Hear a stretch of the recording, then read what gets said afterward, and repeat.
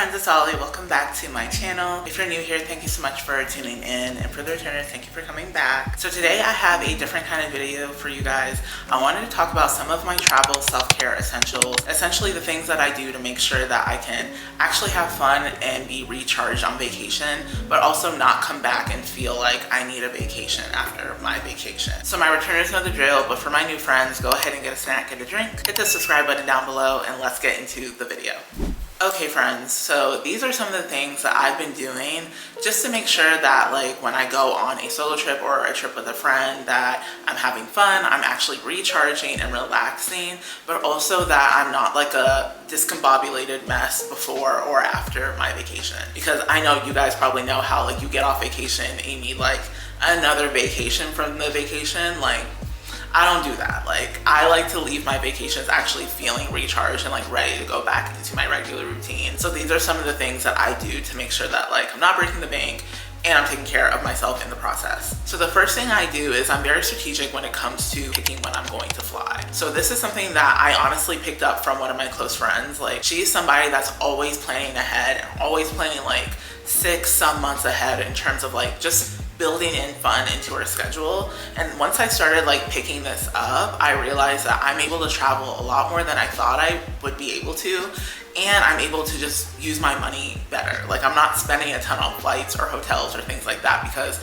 I'm being strategic and I'm thinking ahead. So if you don't know this already, Google Flights is your best friend when it comes to finding a flight. I do not go into solo traveling with like a, oh, I want to travel here on Memorial Weekend. No.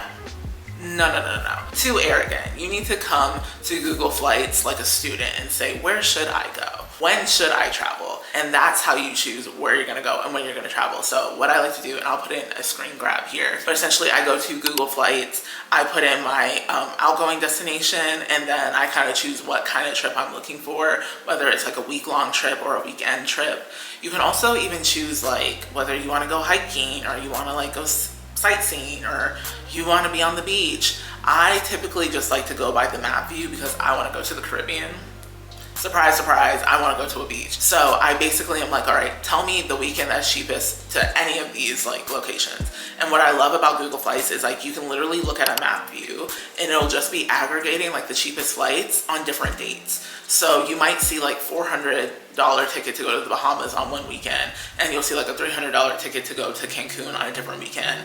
And I believe you can look about 6 or 8 months in advance. So this is honestly how I book almost all my trips. This is how I choose my birthday trips. Like, this is how whenever I solo travel, know that it started at Google Flights. And that's why I chose that destination, because the timing, the money, and everything worked out, and I just let Google Flights do it for me. This is also a really great tool if you're someone that doesn't have a lot of PTO to give, because then you can kind of go to Google Flights with like a, hey, I want to leave on this date and come back on this date, and maybe plan it over a holiday weekend, and then Google will also help you choose which location is the best for like your time constraints. So either way, whether you have a lot of PTO or a little bit of PTO, Google Flights is your friend. I would use Google Flights first. And then speaking of PTO, I am someone that I work at a company that is kind of flexible with the PTO. So I'm very big on like taking a day off before and after your trip. So if your flight is on Monday, well actually if your flight is on Tuesday, then take Monday off. And if your flight returns on Thursday, take Friday off. You know what I mean? Like,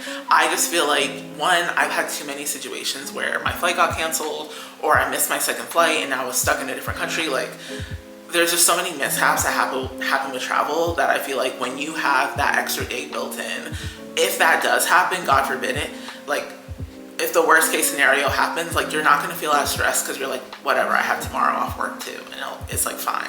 So I really recommend doing that. And if you don't have enough PTO to do that, then as I said, line up your PTO with a holiday weekend. So if you know you have Monday, Labor Day off, come back on Sunday and then take like Thursday and Friday off. Just that way that you're building in ease into your schedule and you're not coming back from your vacation all like flustered and all over the place because you have to dive right back into your regular routine. So outside of booking your trip and getting it approved with your PTO, a couple things that I do to kind of plan ease into my vacation, just so I'm removing like any like potential stressor from the trip. And I just find that this makes my trips go smoother. It makes me actually enjoy the trip more because I can just be present because everything's already planned out for me. And then also like I feel like this helps me to get better content because I can just be there, you know, like I'm not looking for a taxi or doing all these other things. So one thing I'm really big on is booking an airport transfer. I don't really book like a car from like my apartment to the airport. I mean, I live in a city, so like it's easy to get an Uber anytime I need an Uber.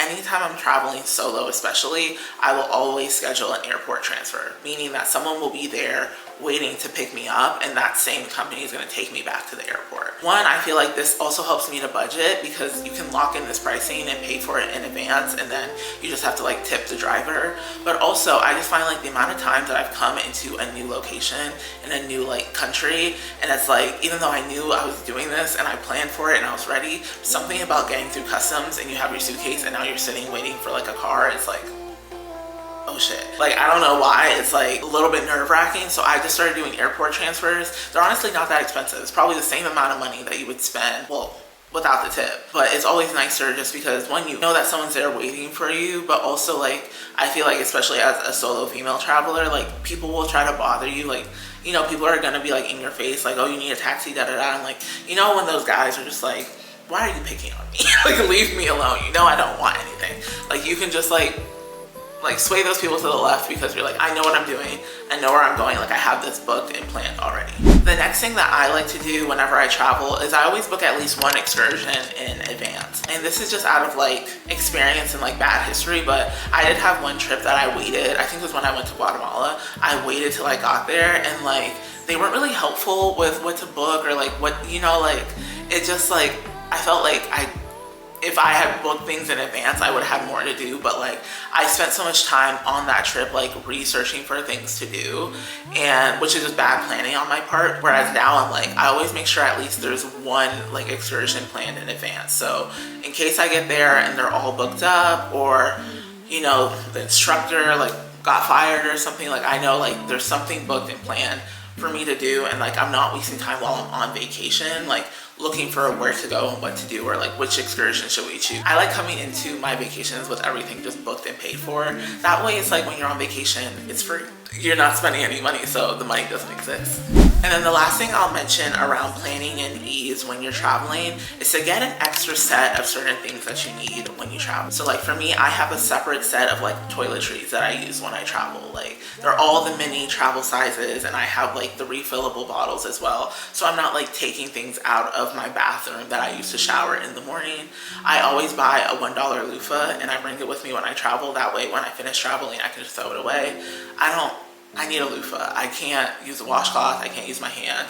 I need a loofah to feel clean. The other thing I do is I have extra chargers. So I like have a specific charger for like my phone, my computer, like my other accessories that are separate from the ones that are in my home.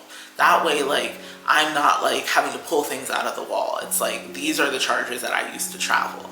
And I've accumulated it over the years, and at a certain point I was like, okay, I'm just gonna get X, Y, and Z and know that I have like 2 sets of everything. I have 2 iPhone chargers, 2 like laptop chargers, 2 camera chargers, so I can always like take one with me and leave the other one behind. This also is nice because you're someone who packs early. Like I personally want to have all my chargers packed up, but I also want to have all my stuff charging. So I find that it's nice to have 2 sets of cords for everything like that. And then the last thing I'll mention is airport outfits. I literally have uniforms when it comes to the airport. Like I have like 4 outfits that I cycle through just because it's one less thing to think about. I feel like I'm someone who gets decision fatigue very quickly. So by doing things like that, like having 4 of the same outfits that I just rotate through while I travel throughout the year, it's like just one less thing to think about. And I'm also not the girl that's like super cute at the airport. Like I don't look bummy, but like I'm wearing the same damn outfit. You're gonna see this outfit once a year at this point because like I'm looking to be comfortable and I'm looking to wear something that I know is like not part of my vacation clothes. And it's also nice because again, it's just one less thing to think about. I know exactly where that outfit is. It's stored in the same place and it only really comes out when it's time to travel.